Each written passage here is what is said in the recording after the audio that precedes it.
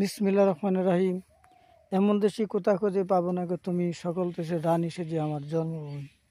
আমার এই প্রিয় জন্মভূমি কৃষিপ্রধান দেশ বাংলাদেশ। 80 দশকে বাংলাদেশের খাদ্যের স্বয়ংসম্পূর্ণ ছিল না। তখন 3 ধরনের ধানের চাষ করা হতো: আউশ, আমন এবং বোরো।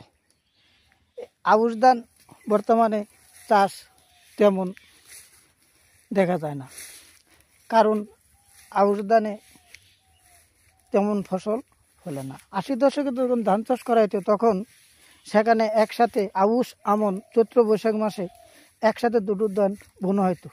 কিন্তু এখন আউশ ধান আর বোনা হয় না। এখন আউশ ধান সাধারণত ধানের বীজতলা করে চাষ করা হয়।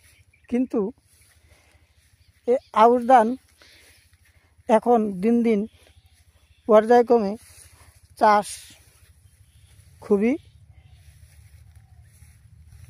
চাষ তেমন আর আগের মতো দেখা যায় না।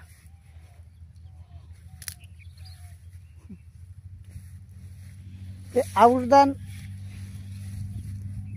আশা করি আরও বেশি করে আউশ ধানে চাষ করবে চাষি ভাইরা, দেশের অর্থনৈতিক উন্নয়নকে আরও ত্বরান্বিত করবে এবং খাদ্য স্বয়ংসম্পূর্ণ করবে।